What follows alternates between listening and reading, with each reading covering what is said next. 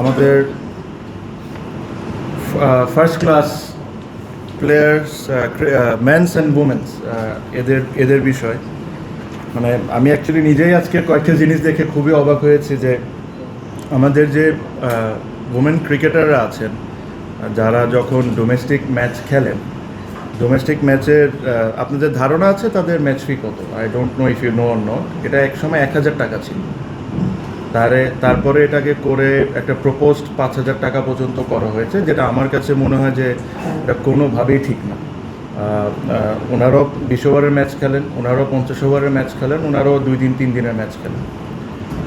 টাকা এখনও যে জিনিসটা আজকে আমরা অ্যাপ্রুভ করেছি এটাও আমি বলবো না যে খুব ভালো, but it is much better because সব কিছু ইনক্রিজ করার একটা লিমিটেশনস আছে।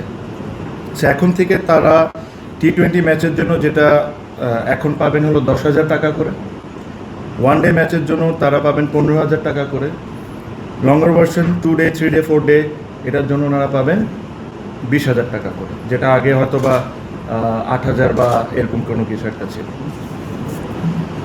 ওনাদের ন্যাশনাল কন্ট্রাক্ট যেটা হলো ন্যাশনাল টিমের প্লেয়ারদের বাদে যেটা ডোমেস্টিক প্লেয়ারদের কন্ট্রাক্ট যেটা আছেন ওটাতে 30 to 35 ওমেন ক্রিকেটাররা কন্ট্রাক্টেডে আছেন। ওখানে 30,000 টাকা করে তাদের মান্থলি স্যালারি ছিল, এটাকে 40,000 টাকা করে দেওয়া হয়েছে। এটাতে একটা জটিলতা ছিল বিকজ ন্যাশনাল কন্ট্রাক্টে তাদের যেটা লোয়েস্ট ক্যাটাগরি ওটা হলো 60,000। সো আমি ডোমেস্টিকটা চাইলেও বাড়াইলেও একটা গ্যাপ তো রাখতে হবে ডোমেস্টিকের সাথে ন্যাশনাল কন্ট্রাক্টে। তো এই কারণে হয়তো বা আমরা যতটুকু পেরেছি ইনক্রিজ করার অতটুকু করতে পেরেছি।